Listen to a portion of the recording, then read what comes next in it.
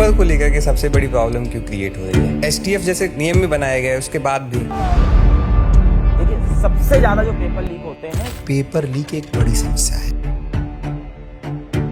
और मुझे लगता है हमने जो भी बिल पास किया है पिछले वर्ष, उसमें कानून के सिंहासन को मजबूत किया गया है। गुस्सा सर यहाँ से है ना कि आज के टाइम पे पेपर लीक हो गया, प्रूफ हो गया, उसके बाद भी कोई एक्शन किसी के ऊपर अभी तक नहीं लिया गया। तो प्रॉपर इन्वेस्टिगेशन उसमें चल रही है, पार्लियामेंट्री कमेटी भी बनी हुई है जो अपना काम कर रही है। निश्चित तौर पर उसके बाद जो एक्शन होंगे वो ऐसे एक्शन होंगे जो नजीर बनेंगे। न्यू एजुकेशन पॉलिसी तो आ गया, लेकिन कई सारे स्कूल्स में टीचर्स ही नहीं है। मैं एक्सेप्ट करता हूँ आपकी बात को कि हाँ, कमियां कहीं ना कहीं जरूर है और हम ये नहीं कह रहे हैं कि हम पर्दा नहीं डाल रहे हैं, हम ये कह रहे हैं हम कमियों को दूर करने का प्रयास कर रहे हैं। टीचर्स रिक्रूटमेंट हुए हैं, शिक्षा मित्र भी हैं, वहाँ पर 4-5 टीचर हैं, हम ये शॉर्टेज है, इसको पूरा करना है। सर प्राइमरी स्कूल को अगर हम देखेंगे तो बहुत सारे स्कूल ऐसे हैं जो केवल शिक्षा मित्र के दम पे चल रहा है। कमियां हैं, उनको पूरा करना है। मर्जर की स्कीम बीच में आई, तो मर्जर की स्कीम भी आई तो गलत मिसइंटरप्रेट हो गई।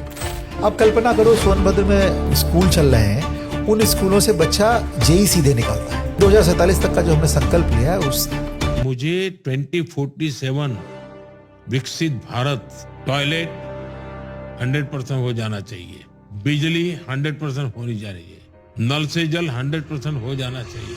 वहां तक जाते जाते मुझे लगता है सारी चीजें वैसी होंगी जैसा लोग चाहते हैं। सर आपने एक ट्वीट किया था, हर मस्जिद मजार दरगाह की यही कहानी, नीचे दबी है हिंदुत्व की निशानी। आपकी संस्था में मुस्लिम भी पढ़ रहे होंगे, अगर ऐसे बयान वो देखते होंगे आपकी क्या छवि उनके? देखिए, निश्चित तौर पर मेरे विद्यालय में बहुत सारे मुस्लिम भी पढ़ते हैं, मुझे नहीं लगता कहीं कोई भेदभाव महसूस करता है। लेकिन जहां तक हमारी अपनी अस्मिता की बात आएगी तो निश्चित तौर पर हम उस अस्मिता के साथ खड़े होंगे। विपक्ष ने मुद्दा उठाया लेकिन उसको पूरी तरीके से टैकल भी नहीं किया। NEET is not a professional exam, NEET is a commercial exam. पूरे के पूरे एग्जाम को आपने सेंट्रलाइज किया, हजारों करोड़ रुपए बन रहे हैं। नीट में एक स्टूडेंट एक्सीलेंट स्टूडेंट हो सकता है, मगर अगर आपके पास पैसा नहीं है मेडिकल कॉलेज में नहीं जाए। वो पूरा का पूरा एग्जाम अमीर बच्चों के लिए बनाया गया। अब तो आप अच्छा काम करिए, चाहे जितना अच्छा काम कर डालिए, थोड़ा अच्छा करिए, ज्यादा अच्छा करिए, बहुत अच्छा कर डालिए, विपक्ष को विरोध ही करना है। हम लोकतांत्रिक देश हैं, जितनी जनता की जिम्मेदारी हमारी है उतनी जनता की जिम्मेदारी विपक्ष की भी है। विधान परिषद में आपने एजुकेशन पे बहुत सारे क्वेश्चंस भी उठाए हैं, तो आप कैसे पूरा होते हुए देख रहे हैं? अभिभावक अपनी मेहनत से उसका बच्चा जो चाहे, जैसे कपड़े पहनना चाहे वो पहना सकता है, लेकिन उसका बच्चा जो पढ़ने चाहे वो नहीं पढ़ा सकता था क्योंकि हमारे एजुकेशन पॉलिसी में नहीं था। पॉलिसी का परिवर्तन हुआ तो वही जैसे ही उधर एजुकेशन पॉलिसी परिवर्तन हुआ 10+2 तक, वैसे ही परिवर्तन हायर एजुकेशन में। हेलो एवरीवन, मैं हूं प्रशांत और प्रशी टॉक के एक और एपिसोड में आपका बहुत बहुत स्वागत है। आज के इस एपिसोड में हमारे गेस्ट हैं लखनऊ के सम्मानित एमएलसी इंजीनियर अवनीश कुमार सिंह जी, जिनसे हम बात करेंगे इनके लंबे राजनीतिक करियर के बारे में, यूपी के डेवलपमेंट में सर की क्या सोच है, ऐसे बहुत सारे टॉपिक के बारे में आज के पॉडकास्ट में हम डिस्कस करने वाले हैं। बिना किसी देरी के मिलते हैं इंजीनियर अवनीश कुमार सिंह जी से। सर बहुत बहुत स्वागत है आपका हमारे पॉडकास्ट में। बहुत धन्यवाद आपका, बहुत बहुत धन्यवाद। सर यूजुअली पॉलिटिक्स में अच्छे पढ़े लिखे लोग नहीं मिलते हैं। आप IIM कैलकाटा से आपने अपनी एजुकेशन को कंप्लीट किया, उसके बाद आपने समाज सेवा को क्यों चूज़ कर लिया? ये सवाल होना भी चाहिए आपका, और मुझे लगता है पॉलिटिक्स का सिनेरियो 2014 के बाद बदला है जी। अधिक नरेंद्र मोदी जी की जब कैंपेन शुरू हुई 2013 में तो बहुत सारे लोग जुड़े, और वो अन्ना हजारे जी का एक आंदोलन था जब इंडिया अगेंस्ट करप्शन, तो एक नैरेटिव बना कि नहीं, अच्छे लोगों को पॉलिटिक्स में आना चाहिए। और नरेंद्र मोदी जी को देखने के बाद और आदरणीय योगी जी को देखने के बाद और बीजेपी के बहुत सारे ऐसे पॉलिटिशियन हैं जो फर्स्ट जनरेशन पॉलिटिशियन हैं, तो आप ये कह सकते हैं कि हमको बीजेपी के साथ पॉलिटिक्स करके हमको बैकग्राउंड नहीं चाहिए जिसमें हमारे परिवार में कोई नेता हो, हमको धनबल बाहुबल नहीं चाहिए, हमको सिर्फ ईमानदारी चाहिए, देश के प्रति समर्पण चाहिए और लोगों के प्रति समर्पण चाहिए। तो राजनीति में तो अब लोग अलग तरीके के दिखते हैं और परिवर्तन भी शायद आप अगर विजिबल देखना चाहेंगे तो विजिबल परिवर्तन है। बहुत सारे लोग मिलते हैं पॉलिटिक्स में जो टेक्निकल बैकग्राउंड से आए हैं, अच्छी बैकग्राउंड से आए हैं, समाज में कुछ करना चाहते थे। तो वैसे ही हमारा पॉलिटिक्स में आना एक अलग है जी। मेरे फादर एजुकेशनिस्ट थे, कॉलेजेस चलाते थे, मैंने इंजीनियरिंग कंप्लीट की, उसी समय मेरी फादर की अचानक से डेथ हो गई। तो एक लाइफ लगी थी एजुकेशन इंस्टीट्यूशंस को बनाने में। मुझे लगा कि ये बेहतर यही होगा कि मैं इसी दिशा में आगे बढ़ूं, और ये जो हमारा मेरे पिताजी का सपना था कि मेरे गांव के लोग, मेरे आसपास के लोग पढ़ लिख जाएं, उनको रोज़गार भी मिले और अच्छे पढ़े लिखे लोग आगे बढ़ें। मैं ये कह सकता हूँ कि मैंने उनके सपने को अपना सपना बनाकर और उस दिशा में चलना प्रारंभ कर दिया। धीरे धीरे समय परिवर्तित होता गया। संघ की पृष्ठभूमि मेरी थी, मेरे परिवार के लोग संघ में थे। संघ के लोगों के साथ संपर्क में आते आते बीजेपी के संपर्क में आ गया, और बीजेपी ने मुझे अवध क्षेत्र का उपाध्यक्ष बनाया पहले, और उपाध्यक्ष बनाने के बाद फिर पार्टी ने मुझे स्नातक एमएलसी का टिकट दिया। मैंने चुनाव लड़ा, और सबके सहयोग से, पार्टी के कार्यकर्ताओं के सहयोग से, जनता के सहयोग से, सभी स्नातकों के आशीर्वाद से मैं विधान परिषद पहुंचा, और पिछला लगभग 5.5 साल अपने दायित्वों का निर्वहन करने का प्रयास कर रहा हूं। विधान परिषद में आपने एजुकेशन पे बहुत सारे क्वेश्चंस भी उठाए हैं, तो आप कैसे पूरा होते हुए देख रहे हैं? देखिए, विधान परिषद में मेरा जाना और ग्रेजुएट्स का प्रतिनिधि बनकर जाना, मुझे लगता है कि मेरा सौभाग्य था ओके। कि मैं पढ़े लिखे लोगों का प्रतिनिधित्व करूं वहाँ पर। और 2 सदन हैं अपने, विधानसभा और विधान परिषद। तो विधान परिषद का बेसिकली जो कैसे बनती है विधान परिषद, जी। 8 लोग चुनकर जाते हैं ग्रेजुएट से, 8 लोग चुनकर जाते हैं शिक्षकों से, 38 लोग चुनकर जाते हैं माननीय विधायकों से, 36 लोग चुनकर जाते हैं निकाय के प्रतिनिधियों से, और बाकी जो 10 बचते हैं माननीय महामहिम नॉमिनेट करते हैं। ओके। मैं उन 8 में से एक हूँ। और उत्तर प्रदेश की इस लखनऊ स्नातक खंड में 7 जिले आते हैं। जो मैं लखीमपुर से शुरू करूँ तो लखीमपुर, सीतापुर, हरदोई, रायबरेली, बाराबंकी, लखनऊ और प्रतापगढ़। ओके। ये पूरा एक क्षेत्र बनता है जिसको स्नातक खंड कहते हैं, और ये 53 विधानसभा हैं और 13 पार्लियामेंट्री कॉन्स्टिट्यूंसी को मिलकर ये पूरा ग्रेजुएट कॉन्स्टिट्यूंसी बनती है। दायित्व तो आ गया, आपने चुन लिया मुझे, तो एक जो अधिकार दिया सदस्य विधान परिषद का, उसके नाते बहुत सारे कर्तव्य मेरे पास आ गए। इतने सारे लोगों को बीच में जाकर उनको जस्टिफाई करना, तो पॉलिसी मेकिंग चूंकि विधान परिषद का बड़ा दायित्व है, तो पॉलिसी मेकिंग करके ही हम इम्पैक्ट डाल सकते थे। तो मुझे लगा कैसे होना चाहिए, तो मैं एक प्राइवेट मेंबर बिल लेकर आया विधान परिषद में। जी। और मुझे लगता है विधान परिषद के इतिहास में मेरा दूसरा प्राइवेट मेंबर बिल था। हम सब अनुभव करते हैं, आप भी युवा हैं, आप अनुभव करते होंगे कि बहुत सारी जगह नैरेटिव ये चलता है कि हमारे पास यूथ ऐसा है, बहुत सारी यूथ पावर है, और वो अनएम्प्लॉयबल यूथ रहता है। जी। अनप्रोडक्टिव यूथ की बात लोग करते हैं। तो लोग जब इस बात को करते हैं तो मुझे बड़ा दर्द होता था अंदर से। हम अपने युवा को ऐसा कैसे कह सकते हैं? तो हमें कहीं ना कहीं पॉलिसीज़ में चीज़ों को परिवर्तन करना चाहिए और पॉलिसीज़ में वो लेकर आना चाहिए। एजुकेशन सिस्टम ने हमको एनईपी के आने के बाद लिबर्टी दी जी काम करने की। एनईपी के पहले तो लिबर्टी थी नहीं, एक सिस्टम था, भाई आपको बीएससी करना है तो आप तो फिजिक्स केमिस्ट्री मैथ वाली साइड ले लीजिए या बायो वाली साइड ले लीजिए। आपके पास विकल्प नहीं थे, और विकल्पहीनता की वजह से आप क्या करते थे आप और विकल्प एनईपी ने हमको यही नहीं दिया, हमको नीचे भी विकल्प दे दिया, यानी कि हाई स्कूल इंटर से हमको विकल्प दे दिया। और अभिभावक की मजबूरी है कि भैया उसको नंबर चाहिए। अगर आप स्पोर्ट्स के मार्क्स नहीं दे रहे हो, अगर आप हमारी वो एक्टिविटी जो मैं साइंस की एक्टिविटी करता हूँ उसके मार्क्स नहीं दे रहे हो, तो मेरे लिए वो बेकार है। को कैलकुलर एक्टिविटीज़ में वो एक्टिविटी हो जाती है और उसका कोई नंबर नहीं आता, ग्रेड का कोई मतलब नहीं है। तो अब एनईपी के आने के बाद क्या है कि ऐसे सारे कंपोनेंट्स को सिस्टम में लाया गया।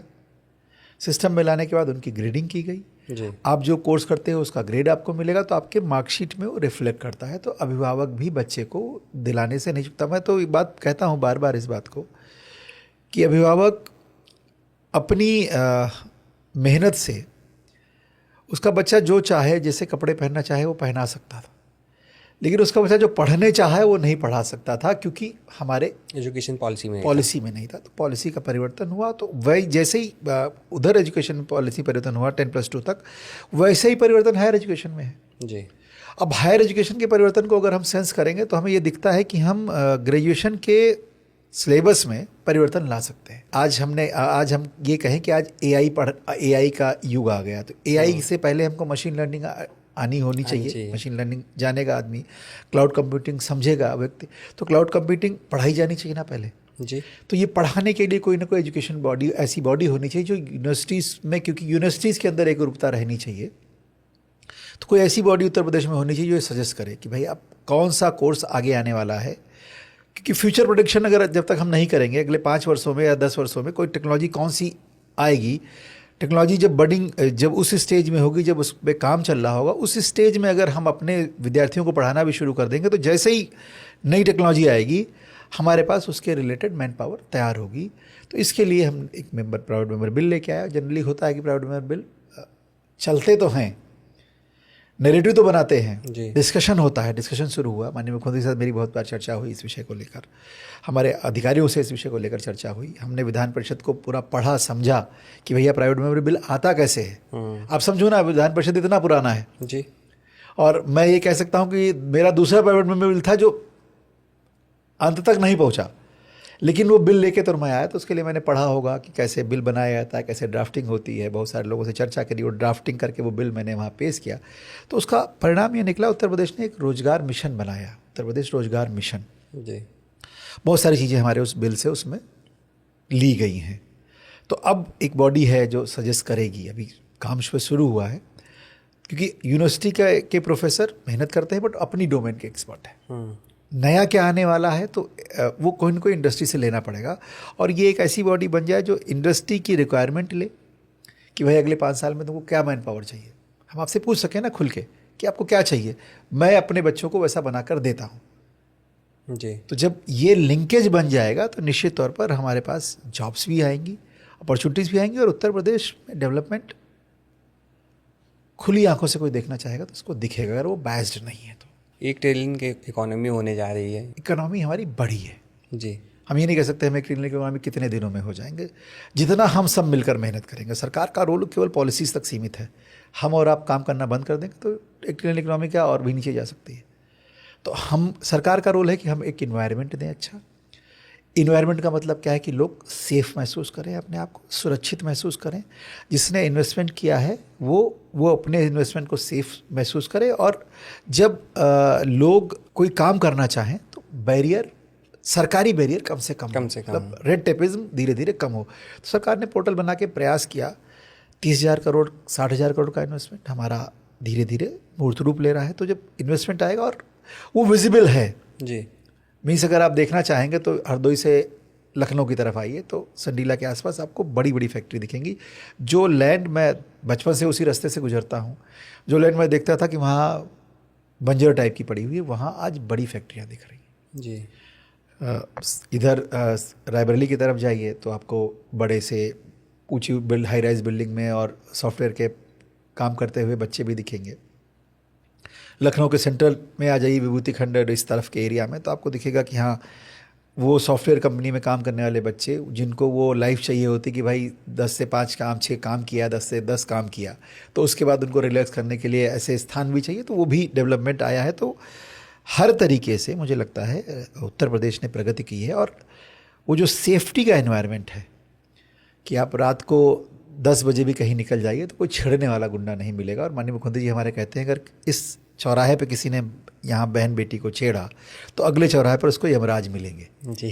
तो ये जो टैगलाइन है मुझे लगता है ये विश्वास देती है, लॉ एंड ऑर्डर तो सही हुआ सर, वो कॉन्फिडेंस देती है हमको चलने के लिए, हमारी बहन बेटियों को चलने के लिए, और वो डर देती है उस अपराधी में जो अपराध करने की तरफ जाता है। तो नैरेटिव शिफ्ट हुआ है, उसका परिणाम ये है कि इन्वेस्टमेंट आ रहा है। और एयरपोर्ट से लेकर एक्सप्रेसवे तक आज उत्तर प्रदेश एक्सप्रेसवे का प्रदेश है।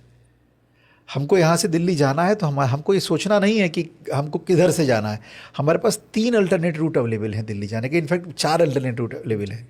3 तो हमारे रूट जो है एक्सप्रेसवे की तरफ से होकर जाते हैं, तो आप चाहे मेरठ से होकर चले जाइए दिल्ली, चाहे आगरा से दिल्ली चले जाइए, और मन करे तो आप शाहजहाँपुर से होकर जो आपका NH है उससे चले जाइए। तो कहीं ना कहीं आपकी कनेक्टिविटी जब बनती है तो ग्रोथ लेकर आती है। उस कनेक्टिविटी ने ग्रोथ की तरफ बढ़े और लॉ एंड ऑर्डर और सरकार पे विश्वास हो जाए लोगों का, तो सरकार पे विश्वास बढ़ा है लोगों का। तो मुझे लगता है इससे परिवर्तन जरूर आया है और आने वाले समय में और दिखाई देगा आपको। सर बात करते हैं लॉ एंड ऑर्डर का, तो यूपी का सबसे अच्छा लॉ एंड ऑर्डर है, सारी चीज़ें बेटर हैं। बट अगर हम एजुकेशन की बात करते हैं, यूपी के नहीं पूरे इंडिया को अगर हम देखेंगे, तो पेपर को लेकर के सबसे बड़ी प्रॉब्लम क्यों क्रिएट हो रही है, जबकि यूपी में STF जैसे नियम भी बनाए गए उसके बाद भी। पेपर लीक एक बड़ी समस्या है और मुझे लगता है ये नहीं होनी चाहिए, और लोकतांत्रिक देश में तो बिल्कुल अलाउड ही नहीं है। जी। जो पुराने हमारे कानून थे पेपर लीक को लेकर या इस तरह के कृत्य करने वालों को लेकर, वो कानून बड़े शिथिल थे। जी। यानी कि आप अगर एक बार पकड़े भी गए तो बड़ी जल्दी छूट जाते थे। बट अभी कानून जो बना है वो मजबूत कानून बना है। जैसे ही अपराधी इसके घेरे में आएंगे और वो जेल जाएंगे और 10 साल के लिए जेल जाएंगे, उनकी संपत्ति जब्त करने तक का कानून बना है इसमें। ओके। पहले तो आप क्या करते थे कि आप जेल चले गए, संपत्ति आपने बड़ी बना ली, तो आपने सिस्टम को मैनेज किया और आप बाहर हो गए, इधर आपके लोग जीवन अच्छा जी रहे। बट अगर आपने ऐसा कुछ करते पकड़े गए तो आप ही जेल नहीं जाओगे, आपकी पूरी संपत्ति जब्त होगी। जो बुलडोजर वाली कहानी है ना, वो संपत्ति जब जब्त होगी आपकी, तो आपको लगेगा, तो दूसरा व्यक्ति जो उस काम को करना चाह रहा होगा वो डरेगा। दूसरा, हमारा नौकरी को लेके प्रेशर बहुत है, नौकरियों का लेके प्रेशर बहुत है। एक नौकरी निकलती है, सैकड़ों लोग अप्लाई करते हैं, करोड़ों लोग। हाँ, उस समय क्या होता है कि जो गड़बड़ लोग हैं उनको अपॉर्चुनिटीज़ मिलती है। जी। बेसिकली डर दोनों तरफ जाना चाहिए। एक तो वो पैसे देने वाले के दिमाग में डर जाना चाहिए, मैं पैसा भले ही दे दूं बट मेरी नौकरी लग भी गई तो हटा दिए जाएंगे। तो वो एक प्रक्रिया होनी चाहिए। दूसरी प्रक्रिया, जो गड़बड़ी करने वाला व्यक्ति है उसके ऊपर कानून का शिकंजा मजबूत होना चाहिए। और मुझे लगता है हमने जो भी बिल पास किया है पिछले वर्ष, उसमें कानून के शिकंजे को मजबूत किया गया है। आप अगर गड़बड़ी करेंगे तो बचेंगे नहीं, और अगर बच भी गए किसी वजह से तो आगे आने वाले समय में आपको कहीं ना कहीं वो उस पूरे सिस्टम में आपको लूप में लेकर और आपको बचने नहीं दिया जाएगा। तो ऑर्गेनाइज क्राइम लगभग मैं कह सकता हूँ कि वो जीरो की तरफ है।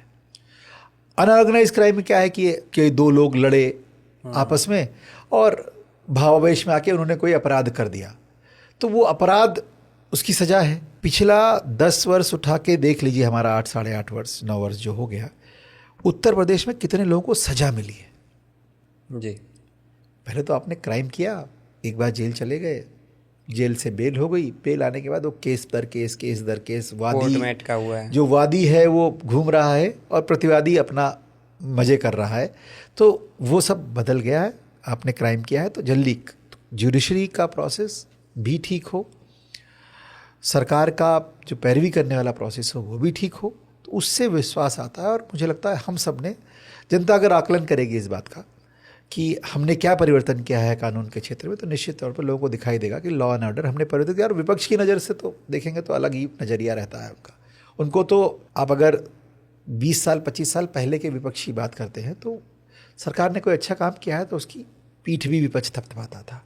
अब तो आप अच्छा काम करिए, चाहे जितना अच्छा काम कर डालिए, थोड़ा अच्छा करिए, ज़्यादा अच्छा करिए, बहुत अच्छा कर डालिए, विपक्ष को विरोध ही करना है।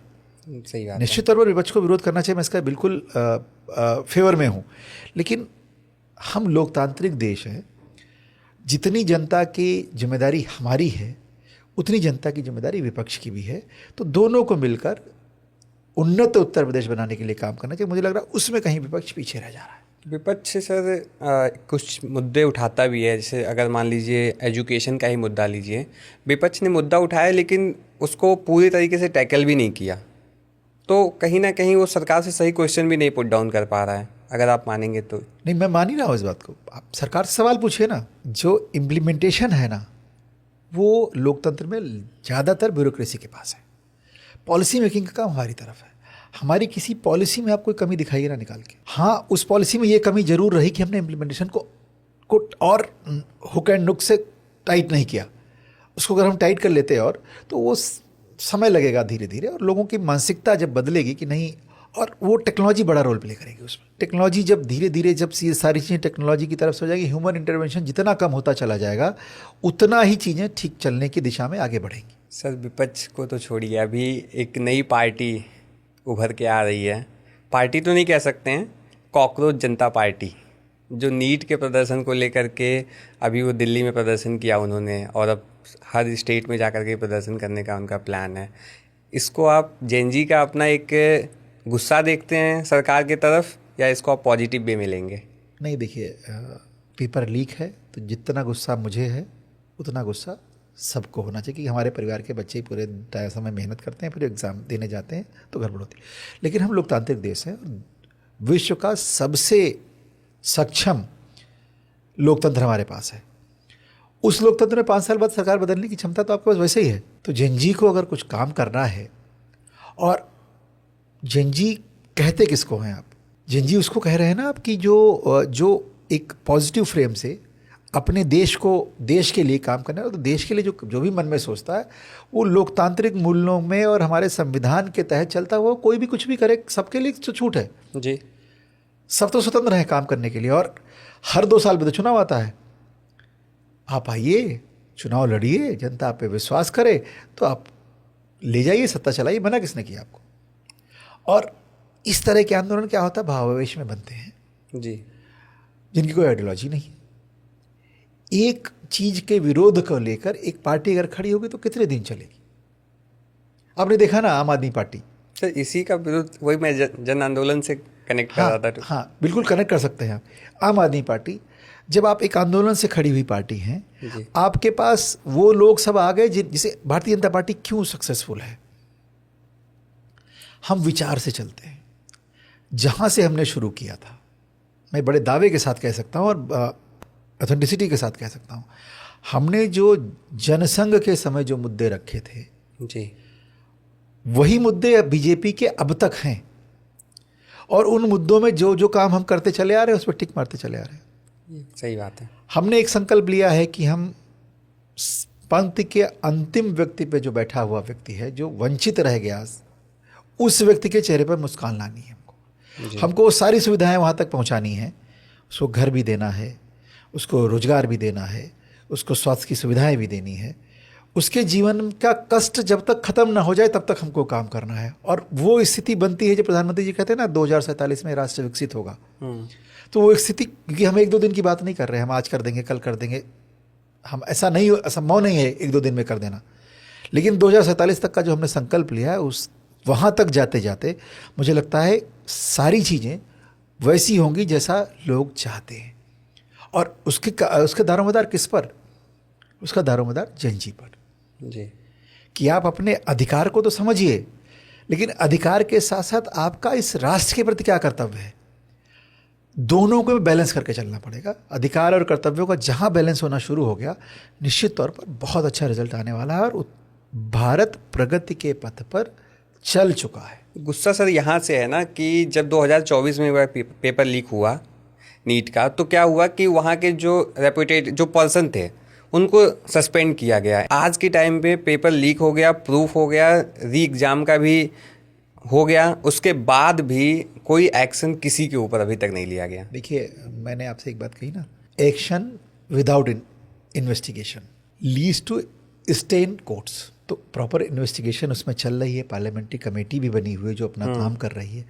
निश्चित तौर पर उसके बाद जो एक्शन होंगे वो ऐसे एक्शन होंगे जो नज़ीर बनेंगे। नज़ीर शब्द एक होता है ना कि भाई ऐसा कोई गलत काम किया तो उसको ऐसी सज़ा दी जाए कि वो आगे आने वाली पीढ़ी में कोई ये सोच भी ना सके कि मुझे ये काम करना चाहिए और मुझे ये गलती करनी चाहिए। तो वैसा एक्शन होगा इस विषय पर। जब पूरा एविडेंस हो जाएगा तो निश्चित तौर पर एक्शन होगा। और जीरो टॉलरेंस है भारतीय जनता पार्टी की सरकार में, चाहे उत्तर प्रदेश में हो चाहे केंद्र की सरकार में हो। चोरी करते हुए अगर आप पकड़े गए तो छूटेंगे नहीं। सर हमारी मैक्सिमम ऑडियंस यूथ है, आपकी बात सुन रही है, और आप हाल ही में इलेक्शन में जा रहे हैं और एजुकेटेड लोगों से आपको वोट मिलना है। आप उनसे किस मुद्दे पे जा रहे हैं आपकी बार वोट मांगने? देखिए, मैं जिस मुद्दे पे पहले आया था उसी मुद्दे पर हूँ। हमें स्नातक क्षेत्र में लोगों के लिए काम करना है। हमारे जो पढ़े लिखे लोग हैं वो पेंशनर्स भी हैं, उनकी समस्याओं का भी निदान करना है। जो युवा है उसको रोजगार के साथ जोड़ना है। प्रधानमंत्री जी ने मुद्रा लोन की योजना लेकर आए, स्टार्टअप लेकर आए, बच्चों ने स्टार्टअप बनाए हैं, काम किया है उसमें। सीएम या उद्यमी की योजना माननीय मुख्यमंत्री जी 5 लाख रुपए का लोन दे रहे हैं। आप कोई काम करना चाहिए, आप स्टूडियो बनाइए ना, 5 लाख रुपए का लोन लेकर। 5 लाख रुपए में 50,000 रुपये सरकार सब्सिडी दे देगी आपको, और 4.5 लाख रुपए आपको वापस करने हैं, वो भी 4 साल में। 4 साल में करना है। और 4 दोस्त मिलकर कोई काम कर लीजिए तो आपके पास पैसा हो गया 20 लाख रुपए। मेरे पास उदाहरण है बाराबंकी का एक। हमने इन लोगों के साथ इंटरेक्शन किया जिन लोगों ने मुद्रा लोन लिया था। निश्चित तौर पर भाई ये मेरा काम है, ये मुझे करना चाहिए था। और कैसे उनको कहाँ समस्या आ रही, भले आपने एक काम शुरू कर दिया, फिर आपको समस्या आएगी तो कौन मदद करेगा आपकी। तो मैं इस बात का जनप्रतिनिधि हूँ, मैं आपकी मदद करूँ, आपको लिंक करूँ कि आपका कहाँ से आप प्रोडक्ट को सेल कर सकते हैं, कहाँ से आप नो हाउ ले सकते हैं। सरकार ने वो सारी योजना बना रखी है। आप सिर्फ और सिर्फ अपना कॉन्सेप्ट लेकर चले जाइए जिला उद्यम अधिकारी के पास।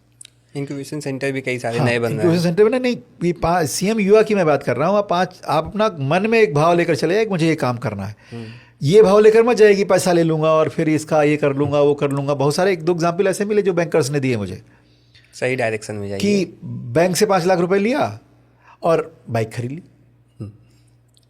तो इसलिए मत लीजिए लोन लीजिए काम करने के लिए। और उस काम को करने के बाद बेसिकली क्या है कि रिलेशन बिल्डिंग है बैंक के साथ आपकी, जी, जिसका सपोर्ट माननीय मुख्यमंत्री जी कर रहे हैं कि बैंक से आप एक बार रिलेशन बना लीजिए, समय पर उनकी किस्त दे दीजिए। तो 5 लाख पे रुकना नहीं है, 5 लाख शुरुआत है।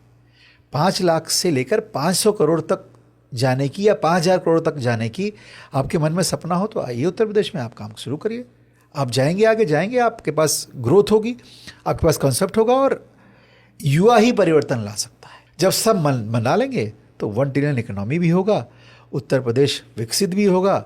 2047 का लक्ष्य है, उससे पहले ही विकसित होगा। और हर क्षेत्र में, स्पोर्ट्स के क्षेत्र में, मैन्युफैक्चरिंग के क्षेत्र में, इकोनॉमिक के क्षेत्र में, सब जगह, एग्रीकल्चर के क्षेत्र में, हर जगह यूथ का इन्वॉल्वमेंट बढ़ेगा तो निश्चित तौर पर रिजल्ट अच्छे आने शुरू होंगे। अगर हम एनईपी को देखते हैं तो न्यू एजुकेशन पॉलिसी तो आ गया, लेकिन कई सारे स्कूल्स में पिछले 12 साल से गवर्नमेंट है बीजेपी की, कई सारे स्कूल में टीचर्स ही नहीं हैं। देखिए, राष्ट्रीय शिक्षा नीति यही तो सुनिश्चित करती है कि टीचर्स हों, पढ़ने वाले बच्चे आएँ, उनको एक इन्वायरमेंट मिले।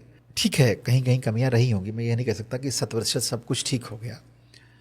मैं एक्सेप्ट करता हूँ आपकी बात को कि हाँ, कमियां कहीं ना कहीं ज़रूर है। और हम ये नहीं कह रहे हैं कि हम पर्दा नहीं डाल रहे हैं उन पर, हम ये कह रहे हैं हम कमियों को दूर करने का प्रयास कर रहे हैं। और हम ये विश्वास के साथ कह सकते हैं हम दूर भी कर लेंगे। जी, आप प्रदेश के प्राथमिक विद्यालयों की सूरत देखिए, बदली है कि नहीं बदली। कायाकल्प योजना के आने के बाद आप प्राथमिक विद्यालय को जाकर देखिए तो कि वो सुंदर दिख रहा है कि नहीं दिख रहा है, वहाँ का एनवायरनमेंट पढ़ने वाला हुआ कि नहीं हुआ। बच्चा स्कूल आएगा तो उसको आने समय याद करिए ना पुराना, बच्चा अपना बैठने की पट्टी तक लेकर जाता था स्कूल। जी, आज उसको स्कूल में बैठने के लिए फर्नीचर मिल रहा है, स्मार्ट क्लास मिल रही है। कुछ सब जगह नहीं लगी, कुछ जगह स्मार्ट क्लास भी मिल रही है। बट टीचर्स रिक्रूटमेंट हुए हैं, शिक्षा मित्र भी हैं वहाँ पर, 4-5 टीचर हैं कम, ये शॉर्टेज है, इसको पूरा करना है।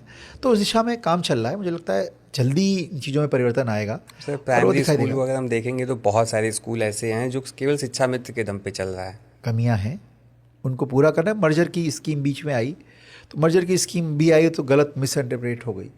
उसमें ये था कि हम क्योंकि एनईपी के आने के बाद हमको 3 साल पहले, 2.5 साल पे बच्चे को, 3 साल में बच्चे को एजुकेशन सिस्टम में ले लेना है। जी, तो फिर उसके लिए हमें कोई जगह चाहिए होगी। तो ये था कि ये छोटे बच्चे एक स्कूल में आ जाए और बड़ा स्कूल एक और बनाया जाए, जिसमें इन सबको छोटा पढ़ने के बाद वहाँ ले जाया जाए, जिससे इनको वहाँ पर सारी सुविधाएं दी जा सके। तो अभी मॉडल स्कूल बन रहे हैं हर जगह और उसको नया पंचायत तक ले जाने की बात है। अभी तो 2-2 स्कूल आए हैं, 1 से लेकर 12 तक पूरी सुविधाओं के साथ विद्यालय, उसमें टीचर्स भी हों और उन बच्चों को लाने की ट्रांसपोर्ट की व्यवस्था भी की जाए।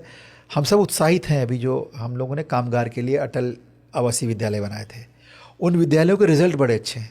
अब कल्पना करो सोनभद्र में जो स्कूल चल रहे हैं, उन स्कूलों से बच्चा जेई सीधे निकालता है। सरकारी स्कूल से कल्पना नहीं कीजिए, कल्पना से परे था।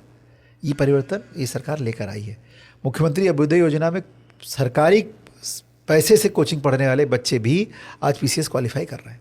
Sir, Israel youth leadership program में आप गए, आपने वहाँ से फार्मिंग सीखी थी, उसके बाद उसको आकर के आप यहाँ पे इम्प्लीमेंट किया आपने, उससे आपको क्या समझ में आया? यंग लीडरशिप का टूर गया था इजराइल, 1 हफ्ते का, उसमें मैं गया था और हमने वहाँ जो उनकी प्रैक्टिसेस थी वो सारी देखी।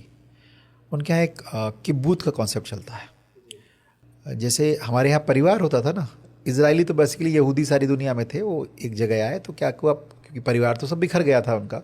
तो उन्होंने जो परिवार उनका बना साथ रह के उसी को परिवार माना। और वहाँ वो जैसे हमारे यहाँ होता था ना परिवार, तो मैं समझा बड़ा उस कॉन्सेप्ट को बड़ी अच्छी तरीके से कि हमारे यहाँ अगर परिवार में 4 भाई बहन हैं, पिताजी के हमारे चाचा ताऊ ये वो सब, तो एक की जिम्मेदारी होती थी कि वो पढ़ाई देखता था, एक की जिम्मेदारी होती थी वो खेत पे जाके करता था, एक जिम्मेदारी ये होती थी वो जो फसल प्रोड्यूस हुआ उसको लाइजन करके उसको बेचने चला गया। तो यही पूरा सिस्टम उन्होंने किब्बूत के फार्म में बनाया। और वहाँ से क्या हुआ, वहाँ टेक्नोलॉजी निकल कर आई। क्योंकि जब एक आदमी फुल कंसंट्रेट होकर कोई काम कर रहा है, उसके पास कोई दूसरा वो नहीं है, उसके बच्चों की केयर कोई दूसरा कर रहा है, उसकी और आवश्यकता की पूर्ति कोई और कर रहा है, तो डिप इरीगेशन जैसे सिस्टम बना के लाए। तो हमने सबने वही देखा, पढ़ा, समझा। और फिर मुझे लगा कि आत्मनिर्भर बनाने के लिए एग्रीकल्चर से बड़ा कोई डोमेन नहीं हो सकता। तो हमने इस पर काम शुरू किया। तो धीरे धीरे थोड़ा बहुत काम किया, ऑर्गेनिक फार्मिंग भी हमने शुरू कराई। तो वो सब चीज़ें थोड़ा करके आगे बढ़ती रहीं। सर, आपने एक ट्वीट किया था, हर मस्जिद मजार दरगाह की यही कहानी, नीचे दबी है हिंदुत्व की निशानी। आप एक संस्था रन कर रहे हैं, वहाँ पे अगर कोई मुस्लिम, आपकी संस्था में मुस्लिम भी पढ़ रहे होंगे, अगर ऐसे बयान वो देखते होंगे, आपकी क्या छवि उनके नज़र में बनती देखिए, होगी? निश्चित तौर पर कम्युनल नहीं होना चाहिए, जी, ठीक है। लेकिन अगर किसी ने हमारे किसी भी प्रतीक चिन्ह को केवल इसलिए दबाया हो कि हम गुलाम थे कभी, जी, तो गुलामी के सबूत कब मिटेंगे? कोई समय तो आएगा ना जब गुलामी के सबूत मिटेंगे ना। ऐसा तो होगा नहीं। 200 वर्ष पहले की भारत की कल्पना करके देखो, 200 वर्ष पहले भारत में क्या लैंड नहीं थी कहीं थी? तो मंदिर के ऊपर ही मस्जिद क्यों बनानी थी? इसलिए बनानी थी, मुझे जो लगता है कि हम आपको, क्योंकि आप हमारे गुलाम हो गए, हम आपको नीचा दिखा सकें। जहां आपकी आस्था जुड़ी है उस आस्था पे हम वार करें। बाहर के आक्रांता आए तो उन्होंने क्या किया? मंदिर उन्होंने हमारी वो सारी धरोहरों को, मंदिर ही नहीं है, हमारे विश्वविद्यालय तक तोड़े हैं उन्होंने, और हमारे ज्ञान को लेकर चले गए। और हमें कह दिया कि बाद में हम अज्ञानी थे। भाई, भारतीयों से ज़्यादा ज्ञानी या भारत की जो संस्कृति है उससे समृद्ध संस्कृति किसी की और की थी नहीं। जी, और हमको धीरे धीरे तो वो चिन्ह मिटने चाहिए। मेरे विद्यालय में बहुत सारे मुस्लिम्स भी पढ़ते हैं, जी, मुझे नहीं लगता कहीं कोई भेदभाव महसूस करता है। लेकिन जहाँ तक हमारी अपनी अस्मिता की बात आएगी तो निश्चित तौर पर हम उस अस्मिता के साथ खड़े होंगे। और संस्थान जो हैं वो संविधान से चलते हैं। भारत संविधान को मानने वाला देश है। जी, तो जब जो संविधान में है वैसा ही सब होगा। और भारतीय जनता पार्टी की सरकार 10 साल 12 साल केंद्र में है। हमने मंदिर का निर्माण भी कराया तो कोर्ट के ऑर्डर के आने के बाद कराया। तो कैसे कोई ये आरोप लगा सकता है हमारे ऊपर? हम बहुत सहिष्णु देश हैं और हम सब वैसे ही हैं, उसी देश से जन्मे हुए हम सब लोग हैं, तो जा ही नहीं सकते उस तरफ। सर, काफ़ी कम नेता आजकल फिट दिखते हैं पॉलिटिक्स में। और अगर योगा की बात करें तो केवल एक दिन दिखता है, सारे पॉलिटिशियन एक दिन योगा करते हैं। बट मैं देख रहा हूँ आपके डेली इंस्टाग्राम पे पोस्ट आ रहे हैं योगा करते हुए। देखिए, प्रधानमंत्री जी ने फिट इंडिया का संकल्प लिया। और निश्चित तौर पर मुझे ऐसा लगता है जब तक हम फिट नहीं होंगे, हम अपनी स्वास्थ्य की समस्याओं से ही अगर जूझते रह गए तो बाकी और समस्याओं से कौन जूझेगा? जी, तो सबसे पहले तो इसको ठीक करना है। तो मैं पिछले काफ़ी लंबे समय से योग के साथ जुड़ा और मुझे उसका रिजल्ट अच्छा लगा। तो अभी योग दिवस 21 जून को आना है, पूरी दुनिया योग दिवस मनाएगी। और माननीय प्रधानमंत्री जी के प्रयासों से 190 देशों ने यूएन में सपोर्ट किया। तब अंतर्राष्ट्रीय योग दिवस भारत का कोई दिन जो पूरी दुनिया में मनाया जाए, मुझे लगता है अंतर्राष्ट्रीय योग दिवस पहला है। बाकी और सारे दिन कहीं टोबैको डे, कहीं ये डे वो डे सब करते हैं, जो वहाँ से आए वो हम मनाते चले आए। बट ये दिवस यहाँ से वहाँ जाना है। तो मुझे लगा कि इसको, और भाई हर व्यक्ति का कंट्रीब्यूशन होना चाहिए कुछ ना कुछ। तो मेरा कंट्रीब्यूशन, मुझे लगा कि मेरा चुनाव क्षेत्र 7 जिलों का है। मैंने एक टैगलाइन उठाई, स्वस्थ स्नातक क्षेत्र और सक्षम स्नातक क्षेत्र, और अवनीश का संकल्प नाम से हमने इस काम को प्रारंभ कर दिया। जिस दिन हम लोगों ने चर्चा की उसके अगले दिन सुबह में किसी पार्क में था।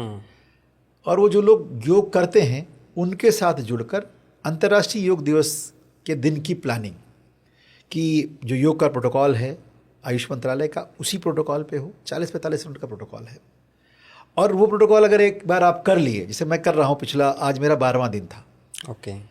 तो मुझे लगता है कि मेरी सुबह बड़ी अच्छी हुई, और 450 किलोमीटर का चुनाव क्षेत्र है मेरा। जी। मैं रोज़ चलता हूँ सुबह से शाम तक, और शाम को आके सोने के बाद अगले दिन सुबह फिर किसी न किसी पार्क में 5:30 बजे होता हूँ। वो लखीमपुर का भी पार्क हो सकता है, वो लखनऊ का भी पार्क हो सकता है, वो हरदोई का भी पार्क हो सकता है। जैसे मैं आज हम लोग हरदोई हैं, कल सुबह हमारा हरदोई में योग का कार्यक्रम है, अगले 2 दिन बाद सीतापुर में है, उसके 2 दिन बाद हम बाराबंकी में हैं, उसके 1 दिन बाद हम प्रतापगढ़ हैं, उसके बाद वहाँ पर हैं हम रायबरेली हैं। तो कुल मिला के पूरे क्षेत्र में, और एक अच्छा मैसेज आ रहा है, बड़ा अच्छा महसूस हो रहा है। अच्छे लोग सुबह आते हैं योग करने, उनके साथ जब हम लोग योग करते हैं तो एक संकल्प तो ये आता है कि आप भी रोज़ करो, और उनको भी लगता है कि हमारे पास जो हमारा लीडर आया है वो उनके ही जैसा है। योग शिविर का उद्घाटन करके फीता काट के मैं नहीं जा रहा हूँ। मैं 40-45 मिनट आपके साथ योग की वो सारी क्रियाएं जो योग गुरु कराते हैं आपके साथ करता हूँ, तो मैं आपके जैसा हूँ। और हम सब मिलकर, ये संकल्प है हम सबका कि मैं इस पूरे क्षेत्र में योग दिवस के दिन गांव-गांव, मोहल्ले-मोहल्ले, जो निकल के घर से बाहर जा सकता है वो योग करे, योग प्रोटोकॉल पे करे, और जो ना जा सके कम से कम अपने परिवार के साथ बैठकर। बड़ा संकल्प है योग दिवस का, भारत की संस्कृति को दुनिया में ले जाने का संकल्प है कि हम वो संदेश देते हैं ना कि सर्वे भवन्तु सुखिनः, सर्वे सन्तु निरामया, सर्वे भद्राणि पश्यन्तु मा कश्चित् दुःख भाग् भवेत्। पूरी दुनिया में सब स्वस्थ रहें, निरोगी रहें, ऐसा कौन सोचता है? मैं स्वस्थ रहूं, मैं मेरे पास सब कुछ हो, ऐसा सोचने वाली संस्कृतियां हैं। ये जो मैसेज है भारत की संस्कृति का, ये पूरे विश्व में जाना चाहिए, और विश्व में जाने से पहले सबसे पहले अपने लोगों के बीच में जाना चाहिए। तो वो प्रयास मैंने एक शुरू किया, और जब लोगों का रिस्पॉन्स मिलता है तभी प्रयास अच्छा जाता है। मैं जाता एक पार्क में योग करने 10 लोग होते, तो फिर हो सकता है थोड़े दिन बाद मेरा, अब मैं योग करने जा रहा हूँ तो हमने शुरू किया था 25-50 लोगों से, अब मैं जहाँ जा रहा हूँ वहाँ कहीं 200 लोग हो रहे हैं, कहीं 300 लोग हो रहे हैं, कहीं 500 लोग हो रहे हैं, मुझे लगता है। और हम लोग 21 जून को जो योग दिवस का कार्यक्रम गंगागंज में रखा गया है, वहाँ पर हम 5000 लोग एक साथ योग करने वाले। तो एक ऐसा कार्यक्रम जो चला वो एक बड़े कार्यक्रम का स्वरूप ले ले। तो हम लोगों ने फिर ये भी प्लान किया कि 19 तारीख को हमने एक प्रोग्राम प्लान किया लखनऊ में, विश्वेश्वरैया हॉल में, कि जो लोग योग की ट्रेनिंग देते हैं, अब योग की ट्रेनिंग दे दिया, सुबह सुबह उठ के चला गया वो व्यक्ति, और जब तक आया तो सामान्य व्यक्ति हमारे साथ दिख रहा है, लेकिन वो योग की ट्रेनिंग जैसा बड़ा काम कर रहा है, तो उसको भी सम्मानित करना है। तो हमने एक वेबसाइट बनाई, उस पर योग गौरव सम्मान के नाम से हमने एक सम्मान 2026 के नाम से एक सम्मान का कार्यक्रम शुरू किया। उसमें हम लोग योग साधकों को, ऐसी संस्थाओं को अलग अलग 4-5 कैटेगरियों में, जो मेरी वेबसाइट पे अवेलेबल है avnish.in पे, आप जाकर वहाँ रजिस्टर करा सकते हैं। यूरी तय करेगी किसको सम्मान देना है, उन सारे लोगों को बुलाकर हम लोग यहाँ सम्मानित करेंगे। फिर उनको योग प्रोटोकॉल भी बताया जाएगा कि आपको योग दिवस के दिन ऐसे काम करना है। तो ये इनिशिएटिव चला, क्योंकि अच्छा चल गया, लोग जुड़ने लगे। कंटिन्यू रहेगा? हाँ, ये कंटिन्यू तो एनर्जी आ गई, 21 जून तक करेंगे, उसके बाद आगे देखते हैं कि कैसे करना है, क्योंकि अभी तो उसके बाद तुरंत चुनाव लड़ना है जी। तो वो जाके सुबह सुबह योग करना, लोगों के साथ लोगों को कन्विंस करना, वो सब काम चलता रहेगा एक साथ साथ। लेकिन योग मेरे जीवन में तो उतर गया। ओके। और मैं चाहूँगा जितने ज़्यादा से ज़्यादा लोगों के जीवन में योग उतर जाए उतना अच्छा है। तो निश्चित तौर पर ये संकल्प जो है मेरा आगे भी चलता रहेगा। सर, आप डेली लाइफ में एक्सरसाइज वगैरह करते हैं? योग कर रहा हूँ आजकल। तो योग के पहले वॉक करता था, पहले रनिंग करता था थोड़ी बहुत, फिर योग ज़्यादा समझ में आ गई। गर्मी जब ज़्यादा हो गई तो रनिंग करने में बहुत पसीना निकलता है, योग कर लीजिए सुकून से कहीं बैठ के, और मुझे लगता है उतनी ही फिटनेस देता है जितना आपको 1 घंटे की वर्कआउट के बाद मिलता है, उतना ही आप प्राणायाम करके सांसों को नियंत्रित करके मुझे लग रहा है पा सकते हैं। सर, आप योगा कर रहे हैं, वहाँ पे लोग, आप बता रहे हैं कि हज़ारों की संख्या में भीड़ आ रही है, 5000 लोगों के साथ आप योगा करने जा रहे हैं, यूथ का क्या रोल है? यूथ योगा कर रहा है? कम कर रहा है, पार्कों में दिखता है? दिखते हैं। जब जो रेशियो है वो 30-70 का कह लीजिए आप जी, या उससे भी नीचे यूथ को आना चाहिए। एक्चुअली क्या है, दिनचर्या हमारी गड़बड़ हुई, हमको लगा कि हमको शाम को ज़्यादा काम करना है जी, रात में ज़्यादा काम करना है। मुझे लगता है एक बार सुबह काम करके तो देखिए, ओके, रिजल्ट ज़्यादा अच्छे आते हैं।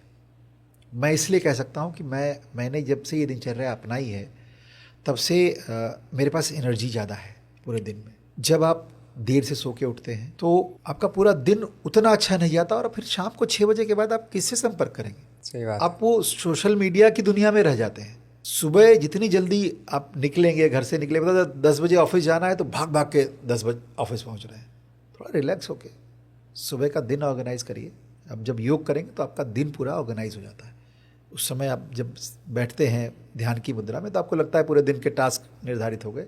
तो मुझे लगता है यंगस्टर्स को जुड़ना चाहिए और हम लोग और प्रयास करेंगे कि और युवाओं को जोड़ें। मैं तो उस दिशा में काम करना की कोशिश करता हूँ हमेशा कि there is always scope of improvement. तो जब इम्प्रूवमेंट का स्कोप है तो करते रहते हैं। और इम्पॉसिबल जैसा शब्द यूथ के दिमाग में है नहीं और मेरे दिमाग में भी नहीं है। एवरीथिंग इज़ पॉसिबल, बस आपकी अप्रोच वैसी होनी चाहिए। तो शुरू करते हैं, युवाओं को भी जोड़ते हैं। आपके चैनल में बहुत सारे युवा जुड़े हैं, मेरी बात अगर सुन रहे होंगे कमेंट करके आपको मैं ये बताएंगे। कहता हूँ कमेंट करके भी बताएंगे और कुछ दिन करके देखो। चलो ठीक है, ऐसा मानो कि मुझे एग्ज़ाम ही देना है 5 दिन योग दिवस में, तो अभी 11 दिन है, यही 10 दिन योग करिए रोज। नहीं अच्छा लगे तो छोड़ दीजिएगा जी। और अच्छा लगे तो पकड़ लीजिएगा। तो युवाओं का के यही संदेश है कि योग दिवस के दिन तो, क्योंकि ये मैसेज गिविंग है, पूरी दुनिया को दिखना चाहिए भारत में। और मैं तो इतना संकल्प लिया हूँ कि मेरी कॉन्स्टिट्यूंसी के 7 जिलों में जहाँ भी योग हो रहा हो, योग प्रोटोकॉल पे हो रहा हो, अच्छे तरीके से हो रहा हो, तो कोई देखे अगर सोशल मीडिया, क्योंकि अब सब जगह देखने तो जा नहीं पाएगा, सोशल मीडिया देखे तो उसको लगे कि नहीं ये 7 जिलों में योग हो रहा अच्छे योग हुआ, अच्छे से हुआ, सबके प्रयासों से हुआ। और हमने एक प्रयास किया सबको साथ लेने का, सब साथ आए और हमने अच्छा सहयोग किया। सर पॉलिटिक्स में आपका आइडियल कौन है? मैं अभी तो कह सकता हूँ कि आदरणीय नरेंद्र मोदी जी को देखने के बाद ऐसा लगता है कि नहीं, हमको काम करने की आवश्यकता है और काम करे जाना चाहिए। जो प्रभु राम से लेकर जो यहाँ तक की श्रृंखला है, हमारे जो आइडियल हैं जिनको हम भगवान कहते हैं, उनका सबका जो प्रबंधन था वो अद्भुत था। इसे ऐसा नहीं कह सकते आप कि भाई रामराज की बात होती तो रामराज एक शब्द नहीं है जिसका लोग मजाक बना डालें। रामराज की कल्पना यह है कि हम सबके लिए उस व्यवस्था में सबके लिए कुछ ना कुछ होना चाहिए। तो वैसी व्यवस्था मुझे लगता है मोदी जी के नेतृत्व में और उत्तर प्रदेश में योगी जी के नेतृत्व में हो रही है। तो इन्हीं दोनों को आप आइडियल कह सकते हैं। ओके सर, जब आप फ्री होते हैं, इलेक्शन से फ्री हो जाते हैं, तो फ्री टाइम में आप क्या करते हैं? मेरे बच्चे हैं, मैं उनके साथ समय बिताता हूँ। ओके। और मेरी आदत बचपन से पढ़ने की रही है, तो कुछ ना कुछ पढ़ते हैं। और फिर और समय मिल जाए तो जो दोस्त हैं जो कॉलेज में हमारे साथ पढ़े, अगर उसमें से कोई यहाँ टकरा गया तो उसके साथ समय गुजारना सबसे अच्छा लगता है। अच्छा, जब आप पॉलिटिक्स में आए सर, तो सबसे ज़्यादा सपोर्ट किसने किया आपको पॉलिटिक्स में आने के लिए? सबने सपोर्ट किया मुझे लगता है। मुझे जो भी मिला उसने मेरी मदद की, और बिना परिवार के सपोर्ट के आगे नहीं बढ़ सकते। तो मेरे परिवार ने, मेरी पत्नी ने, मेरे बच्चों ने, मेरी बहनों ने मुझे सच में बहुत मदद की। सर बुक पढ़ना पसंद है? बिल्कुल पसंद है। कौन सी बुक अभी आप पढ़ रहे हैं करेंट टाइम में? करंट टाइम में तो मैं अभी मोदी जी को ही पढ़ रहा था। उससे थोड़े दिन पहले मैं क्योंकि कुछ कार्यक्रम होने थे तो मैं राम जी को पढ़ रहा था। तो राम जी को पढ़ने पे ऐसा लगा कि वो उनकी एक जर्नी ऐसी है जो सामान्य व्यक्ति की जर्नी थी, और सबको जोड़ते हुए एक संदेश देते हुए वो आगे चले गए। अभी मैंने HBR का एक रिव्यू पढ़ा है थोड़े दिन पहले, बेटर कम्युनिकेशन का। तो अब लेटेस्ट किताब जो मैंने पढ़ी, अभी मैं जा रहा था फ्लाइट में तो वही पढ़ी। लेटेस्ट आपने कौन सी मूवी देखी? थोड़ा टफ क्वेश्चन है यार, मूवी मैं कम देखता हूँ। जब परिवार का प्रेशर होता है, पत्नी और बच्चों का, तभी मूवी देखने चलिए जाता हूँ, देख के नॉर्मल चला कर आता हूँ। देते हैं। धुरंधर देखने गए थे सर? हाँ बिल्कुल गया था। कैसी लगी? अच्छी लगी मूवी, अच्छा प्लॉट है। मैम से डर लगता है? सामान्य जैसा है, परिवार में सबके साथ ऐसा ही होता है, उसमें डरना जैसी कोई बात नहीं। लेकिन हाँ, नहीं, मेरा पूछना सर ये है कि जब आप लेट नाइट घर आते होंगे तो खाना खाने का भी तो प्रेशर होता होगा? हाँ वो तो होता है यार, वो सबके साथ होता है, मेरे साथ क्यों होगा। तो उसके लिए वेट करना पड़ता है, तो उसका प्रेशर नहीं होता है कि लेट होता है, पहुंचूंगा तो जल्दी डांट पहुंचना पड़ेगी? पड़ता है, घर जल्दी पहुंचना पड़ता है, घर जल्दी पहुंचना पड़ता है। कोशिश ये होती है कि समय से घर पहुंच जाए, उसके बाद फिर भले ही दोबारा से निकल लिया जाए। बट वो जो डिनर वाला पोर्शन है उसको जल्दी कंप्लीट किया जाए, जिससे कोई प्रेशर ना रहे दिमाग में। बहुत बहुत धन्यवाद सर। Thank you. अगर आपने इस पॉडकास्ट को यहाँ तक देखा है तो बहुत कुछ आपको जानने को मिला होगा सर की लाइफ के बारे में, सर का क्या विज़न है इसके बारे में। अगर सर से आप कुछ पूछना चाहते हैं तो कमेंट बॉक्स में आप अपना कमेंट छोड़ सकते हैं। हम सर से कोशिश करेंगे कि उसका रिप्लाई करें। बहुत बहुत धन्यवाद।